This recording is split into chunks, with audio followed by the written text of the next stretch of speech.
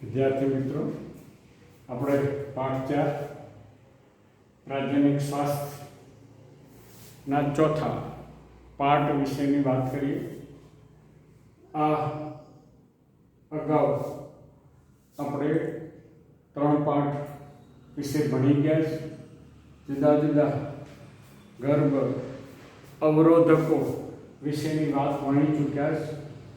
હવે આપણે એક નાનકડી અગત્યની પદ્ધતિ ભણીએ છીએ, વ્યંધીકરણ. ટૂંક નોંધ લખો, વ્યંધીકરણ. તો કે શસ્ત્રક્રિયા દ્વારા જનન કોષો શસ્ત્રક્રિયા દ્વારા જનન કોષોના વહનને અટકાવી અન્ય વધુ ગર્ભધારણ ને અટકાવવા માટેની પદ્ધતિને આપણે વ્યંધીકરણ કહીએ છીએ. કે એક વખતે ગર્ભ ધારણ કર્યા પછી એમ થાય કે વધુ ગર્ભ ધારણ કરવો નથી, ત્યારે આપણે આ વ્યંધીકરણ પદ્ધતિને ઉપયોગમાં લઈએ છીએ. શસ્ત્રક્રિયા દ્વારા જનન કોષો એટલે કે શુક્રકોષ અને અંડકોષના વહનને અટકાવી અન્ય વધુ ગર્ભધારણને અટકાવવા માટેની પદ્ધતિને આપણે વ્યંધીકરણ કહીએ છીએ. આની વિશેષતા શું? તો કે આ ગર્ભ નિરોધની અંતિમ પદ્ધતિ છે. અગાઉની જે પદ્ધતિઓ ભણી ગયા એ પદ્ધતિઓ પછીની અંતિમ પદ્ધતિ છે. કે હવે આપણે આ પદ્ધતિ અમલમાં મૂક્યા વગર ચાલે એમ નથી, એટલે આપણે આ અંતિમ પદ્ધતિ છે. તે નર અને માદા સાથી માટે ઈચ્છનીય છે.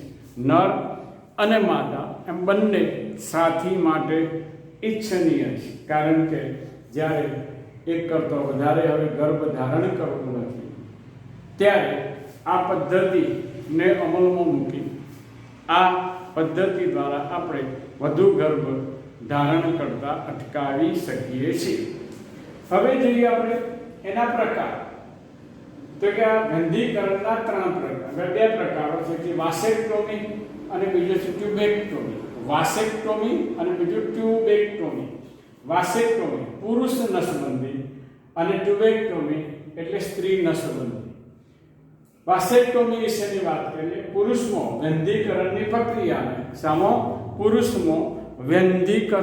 પ્રક્રિયાને વાસેક્ટોમી અથવા તો પુરુષ નસબંધી તરીકે ઓળખવામાં આવે છે. આ પદ્ધતિમાં શું કરવામાં આવે છે? તો કે વૃષણકોથળી પર નાના કાપા દ્વારા શુક્રવાહિનીનો નાનો ભાગ કાપી તેના છેડા બંધ કરવામાં આવે છે. આ પાતળા તાર વડે કે દોરી વડે એ બંને છેડાને બંધ કરી દેવામાં આવે, જેને પરિણામે શું થાય છે? શુક્રકોષોનું વહન અટકતો વીર્ય શુક્રકોષ વિહીન બને છે. આમ વીર્યને શુક્રકોષ વિહીન બનાવવા, તેથી તે પ્રમાણમાં સરળ શસ્ત્રક્રિયા છે. પુરુષમાં જે આ શસ્ત્રક્રિયા એટલે કે વાસેક્ટોમી અથવા પુરુષ નસબંધી કેવી છે? ખૂબ સરળ શસ્ત્રક્રિયા છે. આ રીતે આપણે શુક્રપિંડમાંથી નિર્માણ પામતા શુક્રકોષોનું વહન જે શુક્રવાહિની મારફત થાય, એ શુક્રવાહિની જે છે એના છેડાને બાંધી દેવામાં આવે તો શુક્રકોષોનું વહન અટકે અને વીર્ય એ શુક્રકોષ વિહીન બને, જેથી ગર્ભધારણની કોઈ શક્યતા રહેતી નથી. હવે જે ટ્યુબેક્ટોમી સ્ત્રી નસબંધી. સ્ત્રીઓમાં વ્યંધીકરણની પ્રક્રિયાને સ્ત્રી નસબંધી કે ટ્યુબેક્ટોમી તરીકે ઓળખવામાં આવે છે. કેવી રીતે કરવામાં આવે? તો સ્ત્રીના ઉદરમાં નાના કાપા દ્વારા અથવા તો યોનિ માર્ગ દ્વારા અંડવાહિનીનો નાનો ભાગ કાપી દૂર કરવામાં. શું કરવામાં? અંડવાહિની જે શું કરે છે? અંડકોષનું સંગ્રહ સ્થાન છે, એ અંડવાહિનીના ભાગને કાપીને દૂર કરવામાં અથવા બાંધી દેવામાં આવે. પાતળા તાર કે દોરી વડે બાંધી દેવા આવે તો ત્યાં સુધી શુક્રકોષો જઈ શકતા નથી અને અંડકોષનું ગર્ભાશય તરફ વહન અટકાવાય છે. આ એક જટિલ છે. પેલી સરળ પ્રક્રિયા છે, આ જટિલ પ્રક્રિયા છે. પરંતુ કઈ પદ્ધતિ વડે? લેપ્રોસ્કોપી પદ્ધતિ વડે આને સરળ બનાવી શકાય. આપણે જાણીએ છીએ કે સ્ત્રીઓમાં વધારે આ ટ્યુબેક્ટોમીનો ઉપયોગ કરવામાં આવે છે. અંડવાહિની, જેને આપણે ફેલોપિયન નલિકા કહીએ છીએ, એ અંડવાહિનીમાં શું આવેલા છે? અંડકોષો આવેલા છે. વીર્ય મારફતે શુક્રકોષ અંડવાહિનીમાં જાય અને અંડકોષનું ફલન કરે છે. પણ જો આ અંડવાહિનીના બંને છેડાને કાપી નાખવામાં આવે અને બાંધી દેવામાં આવે તો શુક્રકોષો અંડકોષ સુધી પહોંચી શકતા નથી, અથવા તો એમ કે અંડકોષ એ ગર્ભાશય તરફ આવતા નથી, કે જેને કારણે શું થઈ શકે ને ફલન થઈ શકે નહીં અને ગર્ભ રહેવાની શક્યતા રહેતી નથી. આમ આ એક જટિલ પ્રક્રિયા છે, પરંતુ કઈ પદ્ધતિ દ્વારા? લેપ્રોસ્કોપી પદ્ધતિ વડે સરળ બનાવાય છે. અહીંયા તફાવત પૂછી શકાય. તફાવત આપો: વાસેક્ટોમી, ટ્યુબેક્ટોમી, અથવા તો પુરુષ નસબંધી, સ્ત્રી નસબંધી. આપણે કે પુરુષમાં વંધ્યીકરણની પ્રક્રિયા, સ્ત્રીમાં વંધ્યીકરણની પ્રક્રિયા. આમાં શું કરવા? વૃષણકોથળી પર નાના કાપ મૂકી અને શુક્રવાહિની નાના ભાગ કાપીને બાંધી દેવામાં આવે. અહીંયા આપણે કે ગર્ભાશય, અહીંયા સ્ત્રીઓમાં આપણે જે સ્ત્રીના ઉદરના ભાગ નાના કાપવા મૂકે, હવે યોની માર્ગ દ્વારા અંડવાહિની નાનો ભાગ દૂર કરવા. પેલી સરળ પદ્ધતિ છે, આ જટિલ પદ્ધતિ છે. આમાં શુક્રકોષો જે છે એ વિહીન વીર્યને બનાવવામાં આવે છે. અહીંયા અંડકોષનું ગર્ભાશય તરફ વહન અટકાવવામાં આવે છે. આ રીતે આ તફાવત પણ આપણે લખી શકીએ. હવે જે નોંધ, આ પદ્ધતિઓ ખૂબ જ અસરકારક છે, પણ તેની પુનઃસ્થાપિતતા નબળી છે. કોઈને એમ થયું કે હવે પછી આપણે ગર્ભ ધારણ કરવો છે તો એ શક્ય બનતું નથી, કારણ કે એક વખતે શુક્રવાહિની અને અંડવાહિની કાપી નાખ્યા તો પુનઃ એને જોડી શકાતા નથી. પણ પાતળા તાર કે દોરી વડે જો બધેલ હોય તો આપણે એને ખોલી શકીએ છીએ, પરંતુ એમાં ગર્ભ રહેવાની પણ શક્યતા રહે. એટલા માટે આ અસરકારક તેની પુનઃસ્થાપિતતા નબળી છે. સ્ત્રી કે પુરુષ માટે યોગ્ય ગર્ભ અવરોધન પદ્ધતિની પસંદગી અને તેનો ઉપયોગ લાયક વૈદ્યકીય કાર્યકરના માર્ગદર્શન કરવો જોઈએ. એટલે ચોક્કસ લાયક ગાયનેક ડોક્ટર હોય એની સલાહ અનુસાર જ કરવું એ જરૂરી છે. ત્યાર પછી આપણે જોઈએ પ્રેરિત ગર્ભપાત. આ એક ટૂંકમાં 2 માર્કની પટ્ટી. અહીંયા આપણે આકૃતિઓ દોરી નથી, કારણ કે વર્ણનમાં આકૃતિ દોરવી એ જરૂરી નથી. હવે જો પ્રેરિત ગર્ભપાત એટલે શું? પ્રેરિત ગર્ભપાતની કાયદેસરતા અને કયા કિસ્સામાં એમટીપી જરૂરી છે તે જણાવો. એક વખતે બોર્ડમાં પણ પૂછાઈ ગયેલો પ્રશ્ન છે કે એમટીપી કેવા કિસ્સામાં જરૂરી છે. ત્યારે આપણને આ 4 બાબતોનું વર્ણન આવડવું જોઈએ. પહેલા જે પ્રેરિત ગર્ભપાત એટલે શું? તો કે ગર્ભધારણના પૂર્વ સમય પહેલો ઈરાદાપૂર્વક અથવા તો સ્વૈચ્છિક ગર્ભપાતની ક્રિયાને કહીએ છીએ પ્રેરિત ગર્ભપાત. ગર્ભધારણના પૂર્વે પૂર્વ સમય પહેલો ઈરાદાપૂર્વક અથવા તો સ્વૈચ્છિક ગર્ભપાતને આપણે કહીએ પ્રેરિત ગર્ભપાત. આપણે આને એમટીપી કે દાક્તરી ગર્ભપાત તરીકે પણ ઓળખીએ. શાના તરીકે? દાક્તરી ગર્ભપાત કે એમટીપી તરીકે પણ ઓળખવામાં આવે છે. હવે જે કાયદેસરતા, તો કે વિશ્વમાં દર વર્ષે 45 થી 50 મિલિયન એમટીપીએસ કરવામાં. કેટલા? 45 થી 50 મિલિયન એમટીપીએસ કરવામાં આવે છે.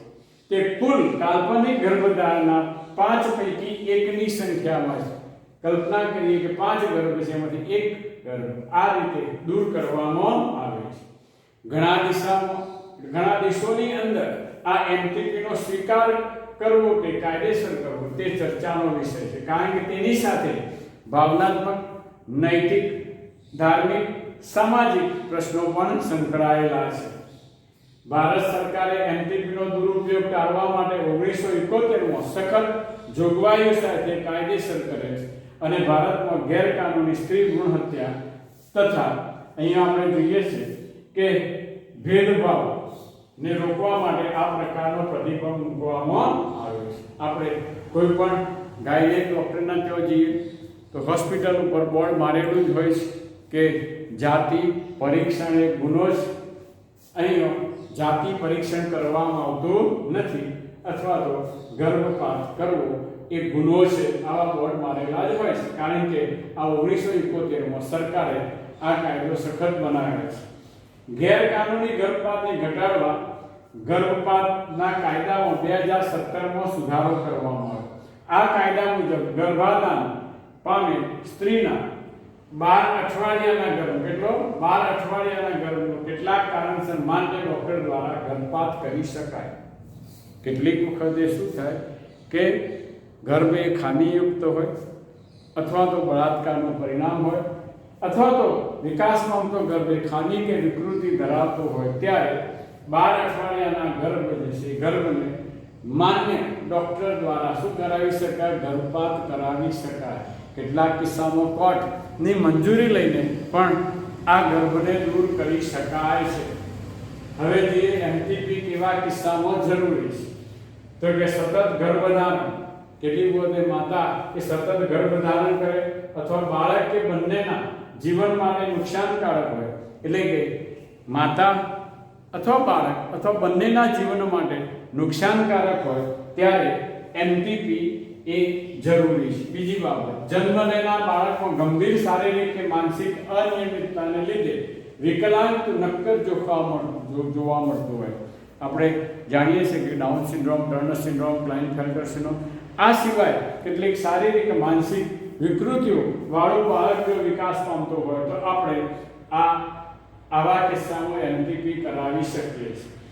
અહીંયા જે ગર્ભધારણ જ્યારે બળાત્કારનું પરિણામ હોય, ગર્ભધારણ જ્યારે શું હોય? બળાત્કારનું પરિણામ હોય, ત્યારે આવા કિસ્સામાં એમટીપી કરાવી શકાય. જો કોઈ ગર્ભ અવરોધક નિષ્ફળ જવા, માની લો કે આપણે આ વેંધીકરણ એટલે કે વાસેક્ટોમી અને ટ્યુબેક્ટોમી દ્વારા સર્જરી કરાવે, તેમ છતાં પણ જો આ શુક્રકોષ અને અંડકોષ જોડાઈ જાય અને ફલન થાય અને ગર્ભ રહે, ત્યારે આવા કિસ્સામાં અહીંયા લખેલું છે કે જો કોઈ ગર્ભ અવરોધક નિષ્ફળ જવાને કારણે કે અસુરક્ષિત સમાગમને કારણે અનિચ્છનીય ગર્ભધારણ થયો હોય, ત્યારે આપણે એમટીપી કરાવી શકીએ. હવે નોંધ કે એમટીપી ફક્ત માન્ય ડોક્ટર પાસે જ કરાવવું અને ગર્ભધારણના પહેલા 3 મહિનામાં એટલે કે 12 અઠવાડિયા સુધી જ સુરક્ષિત મનાય છે.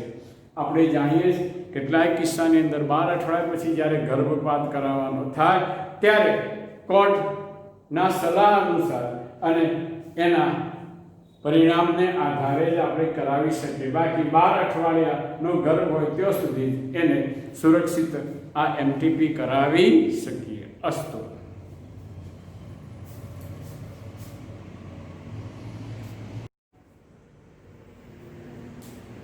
હવે આપણે પાઠ 4 રાસાયણિક સ્વાસ્થ્ય ના અંતિમ પાર્ટ વિશેની વાત કરીએ છીએ. એટલે કે આપણે હવે પાઠ પૂરો કરવા તરફ જઈ રહ્યા છીએ. મેં તમને કહ્યું છે કે આ પાઠ ખૂબ સરળ અને 2 માર્ક્સનો પ્રશ્ન પૂછી શકાય એવો પાઠ છે. આ 2 ગુણ કાં તો એમસીક્યુમાં પણ પૂછી શકાય, કાં તો 2 ગુણનો ટૂંકો પ્રશ્ન પૂછી શકાય ટૂંકનોંધ તરીકે, કાં તો તફાવત તરીકે પણ, કાં તો કારણ તરીકે પૂછી શકાય. એટલે આપણે આ સરળ એવા પાઠની હવે પૂર્ણાહુતિ તરફ જઈ રહ્યા છીએ. આપણે એક અગત્યની ટૂંકનોંધ જોઈએ. જાતીય સંક્રમિત રોગો, જાતીય સંક્રમિત રોગો અથવા તો STDs, સેક્સ્યુઅલી ટ્રાન્સમિટેડ ડિસીઝ, આને STI તરીકે પણ ઓળખવામાં આવે છે. સેક્સ્યુઅલી ટ્રાન્સમિટેડ ઇન્ફેક્શન એટલે STI પણ કહેવાય, STDs તરીકે પણ ઓળખવામાં આવે છે. હવે આપણે આની વ્યાખ્યા જોઈએ કે જે ચેપ અથવા તો રોગ, જે ચેપ અથવા તો રોગ જાતીય સમાગમ દ્વારા સંક્રમિત થાય તેને સામૂહિક રીતે જાતીય સંક્રમિત રોગ STDs અથવા STI તરીકે ઓળખવામાં આવે છે.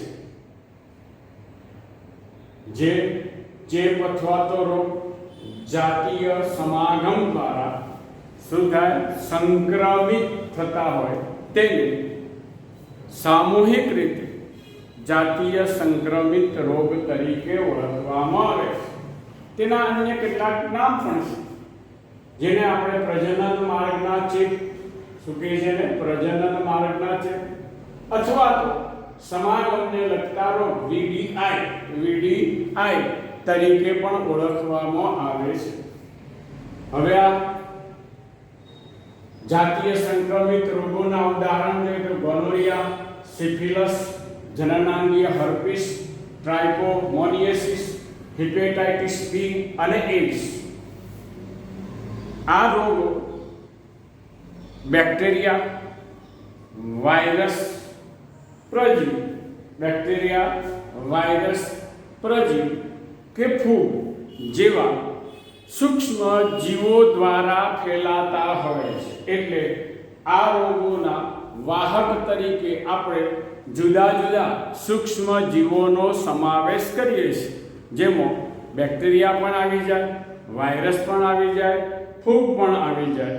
આ રીતે આપણે અને પ્રજીવ આવા જુદા જુદા વાહકો દ્વારા આ રોગોનું વહન થતું હોય છે તો સંક્રમણ થતું હોય છે. હવે જે કેવી રીતે આ જાતીય સંક્રમિત રોગોનો ફેલાવો થાય છે તો પહેલી બાબત સંક્રમિત વ્યક્તિ સાથેના કેવા સંક્રમિત એટલે રોગથી પીડાતો હોય એવા સંક્રમિત વ્યક્તિ સાથેના અસુરક્ષિત જાતીય સમાગમ દ્વારા આ રોગનો ફેલાવો થાય છે. બીજું હિપેટાઇટિસ બી અને એડ્સ જેવા અથવા HIV થી થતો ચેપ સંક્રમિત વ્યક્તિ માટે વપરાયેલા ઇન્જેક્શન ની સોય દ્વારા આપણે જાણીએ છીએ કે હિપેટાઇટિસ બી અને HIV નો ચેપ એટલે એડ્સ થી સંક્રમિત વ્યક્તિ માટે જે ઉપયોગમાં લેવાયેલ છે સિરિંજ નિશોય નો પુનઃ ઉપયોગ કરવામાં આવે ત્યારે આ રોગોનો ફેલાવો થવાની શક્યતા રહે. બીજું વાડ કાપના સાધનો એટલે શસ્ત્રક્રિયા માટે ઉપયોગમાં લેવામાં આવતા સાધનો દ્વારા, ત્યારબાદ રુધિરાદાન દ્વારા જ્યારે રુધિર આપવાની જરૂર પડે અને ત્યારે જે બીજા વ્યક્તિ રુધિર લેવામાં આવે એ વ્યક્તિ દ્વારા પણ આ ફેલાવો થઈ શકે. એ જ રીતે માતામાંથી તેના ગર્ભસ્થ શિશુમાં કેટલીક વખતે માતા એ આ જાતીય સંક્રમિત રોગથી પીડાતી હોય, HIV થી પીડાતી હોય તો તેના બાળકમાં પણ આ રોગ ફેલાવાની શક્યતા રહેલી છે.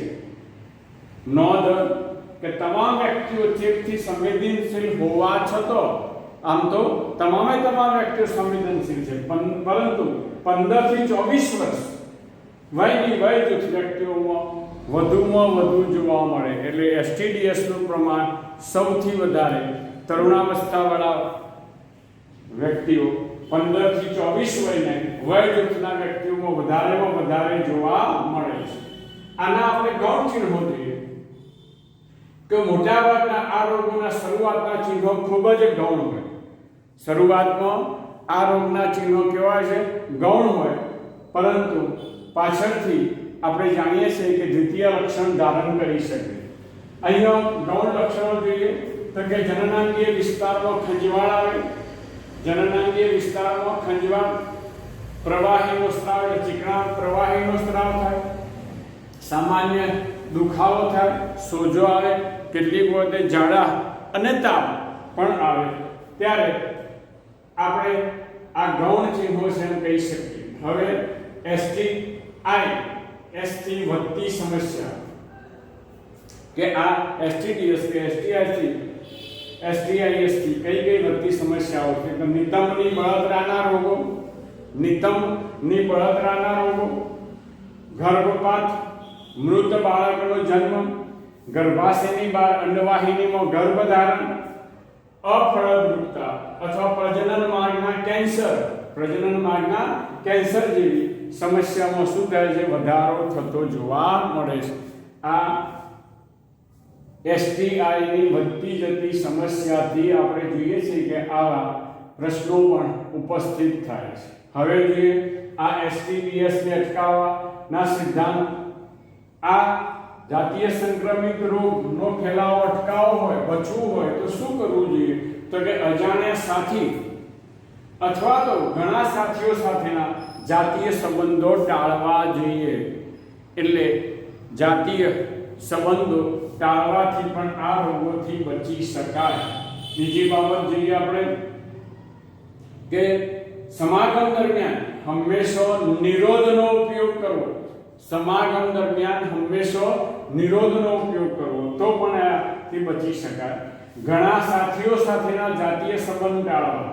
ઘણા જાતીય સંબંધો ટાળવા જરૂરી છે. શંકાજનક લાગતા, આપણને એમ લાગે કે શંકા લાગે છે, તાવ આવે છે, ઝાડા થાય છે અને શરીરનું વજન ઘટતું જાય, આવા શંકાસ્પદ કિસ્સાઓમાં ડૉક્ટરનો સંપર્ક કરવો અને ચેપ કે રોગનું નિદાન થાય તો તેમની સંપૂર્ણ સારવાર કરવી. આપણને લાગુ પડે ટેસ્ટ કરતો કે આપણે જાતીય રોગથી પીડાઈએ છીએ તો એને નિદાન થયા પછી સંપૂર્ણ સારવાર કરવી એ જરૂરી છે.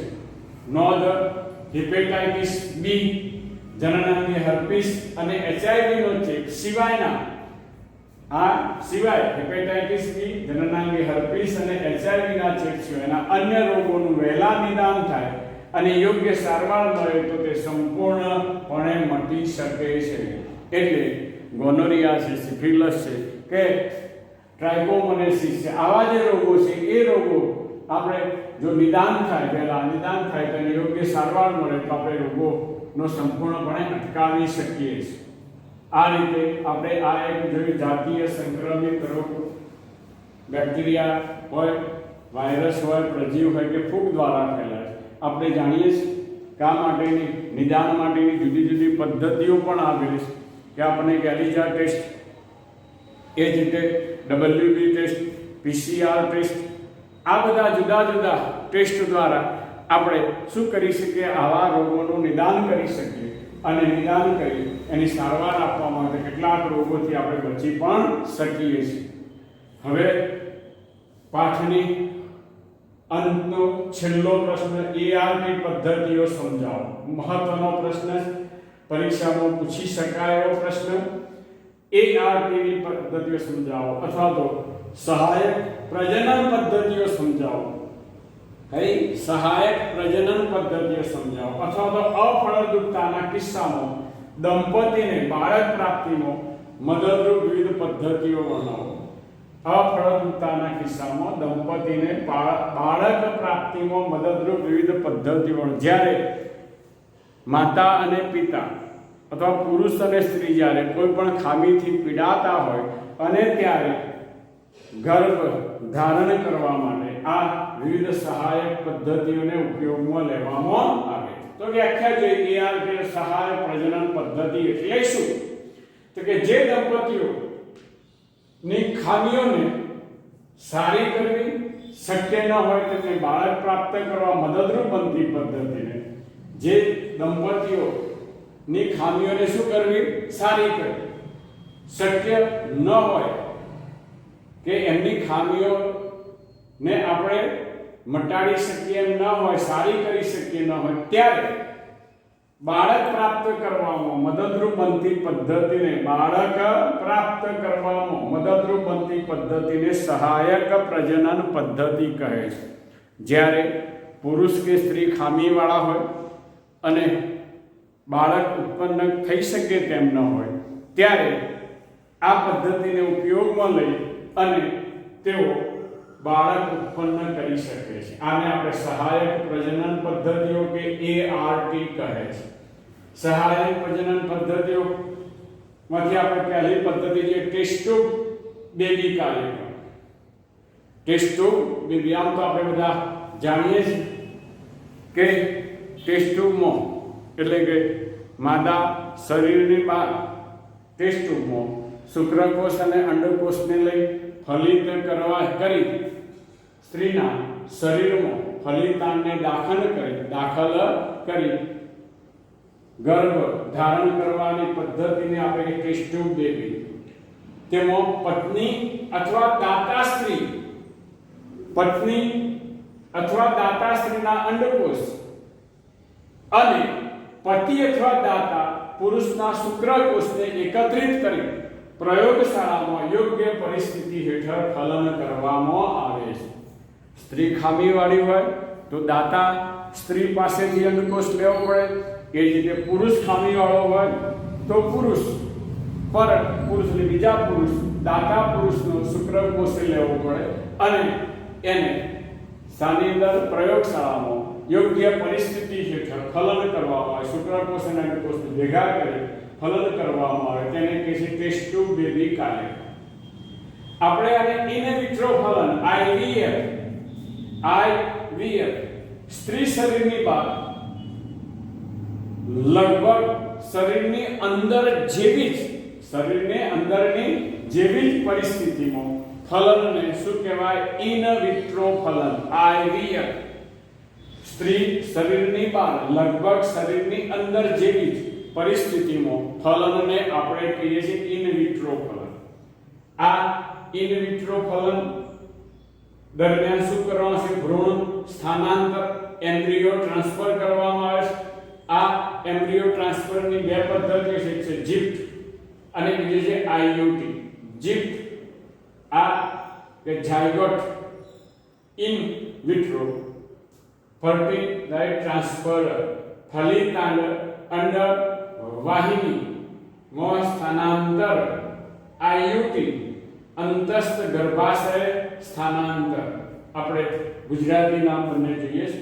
હવે જે જિફ્ટ આમાં શું કરવામાં આવે તો કે શરીરની બહાર ફલન દ્વારા નિર્માણ પામેલ ફલિતાંડ આપણે શુક્રકોષ અંડકોષને બહાર કરી શું કરીએ? શરીરની બહાર ફલન કરાવીએ છીએ અને નિર્માણ પામેલા ફલિતાંડ અથવા પ્રારંભિક ભ્રૂણ, પ્રારંભિક એટલે પહેલા એક કોષીયમાંથી વિભાજન થાય દ્વિકોષીય, પછી બીજું વિભાજન 4 કોષીય, ત્રીજું વિભાજન થાય ત્યારે એ 8 કોષીય ગર્ભકોષ્ઠી ખંડમાં ફેરવાય છે અને ત્યારે તેને અંડ વાહિનીમાં સ્થાનાંતર કરવામાં આવે. શું કરવામાં આવે?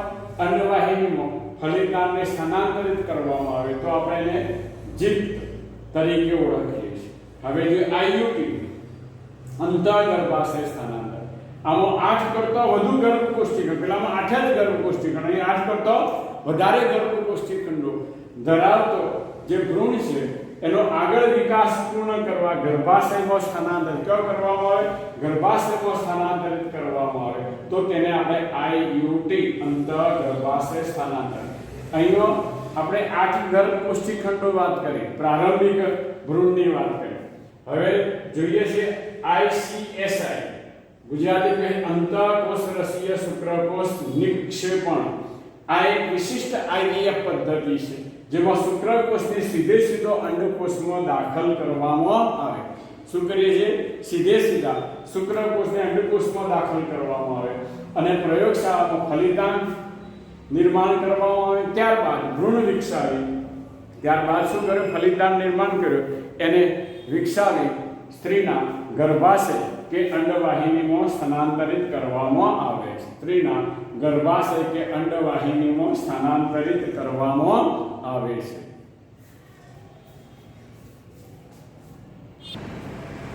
આપણે હવે બીજી પદ્ધતિ જે ઇન વિવો, સ્ત્રી શરીરમાં જનન કોષોના સંયોજનથી બનતા ભ્રૂણને પણ સ્થાનાંતરણ માટે ઉપયોગમાં લઈ શકાય છે. આ પદ્ધતિને આપણે શું કહીએ? In Vivo. આપણે અગાઉ ઇન વિટ્રો વિશેની વાત કરી હતી. માતા શરીરની બહાર, સ્ત્રી શરીરની બહાર આપણે જનન કોષોને ભેગા કર્યા. અહીંયા સ્ત્રી શરીરમાં જનન કોષોના સંયોજનથી બનતા ભ્રૂણ ને પણ આપણે શું કરી શકીએ? સ્થાનાંતરણ માટે ઉપયોગમાં લઈ શકીએ છીએ. આ પદ્ધતિને આપણે કહીએ છીએ ઇન વિવો. આ ક્યારે ઉપયોગમાં લેવાય? તો કે જે સ્ત્રીઓમાં ગર્ભધારણની સમસ્યા હોય તેમાં આ પદ્ધતિને આપણે ઉપયોગમાં લઈ શકીએ છીએ. હવે જે ગિફ્ટ, પેલો આપણે જોયું જિફ્ટ, આ છે ગિફ્ટ. જે સ્ત્રીઓમાં અંડકોષ ઉત્પન્ન કરી શકતી નથી, જે સ્ત્રીઓ શું અંડકોષ ઉત્પન્ન કરી શકતી નથી, પરંતુ શું ધરાવે છે તો કે ફલન અને ગર્ભવિકાસ, ફલન અને ગર્ભવિકાસ માટેનું યોગ્ય પર્યાવરણ પૂરું પાડી શકે તેમ હોય, તેને માટે આ પદ્ધતિ ઉપયોગમાં લઈ શકાય. તેમાં દાતા સ્ત્રીમાંથી અંડકોષ લે આવી સ્ત્રીની અંડવાહિનીમાં સ્થાનાંતરિત કરવામાં આવે છે.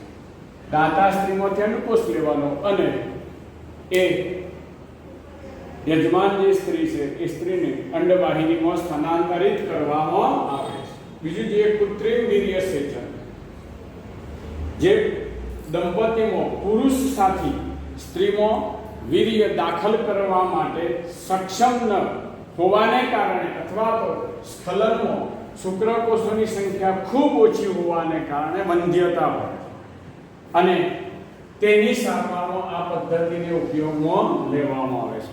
કૃત્રિમ વીર્યસેચન ક્યારે ઉપયોગમાં લેવામાં આવે તો કે જ્યારે પુરુષ સાથી સ્ત્રીમાં વીર્ય દાખલ કરવા સક્ષમ ન હોય અથવા તો સ્ખલનમાં શુક્રકોષોની સંખ્યા ખૂબ ઓછી હોય ત્યારે આ વંધ્યતાને દૂર કરવા માટે કૃત્રિમ વીર્યસેચન પદ્ધતિને ઉપયોગમાં લેવામાં આવે છે. હવે જે અંતઃગર્ભાશય વીર્યસેચન, આ પદ્ધતિમાં પતિમાંથી અથવા અન્ય સ્વસ્થ દાતામાંથી વીર્ય ને એકત્રિત કરવામાં આવે. આ વીર્યને કૃત્રિમ રીતે સ્ત્રીના યોનિ માર્ગમાં અથવા તો ગર્ભાશયમાં દાખલ કરવામાં આવે અને આ રીતે આ જુદી જુદી પદ્ધતિઓની મદદથી આપણે શું કરી શકીએ છીએ તો કે અફળદ્રુપતાની ખામીઓ જે છે એને નિવારી શકીએ છીએ. અસ્તુ.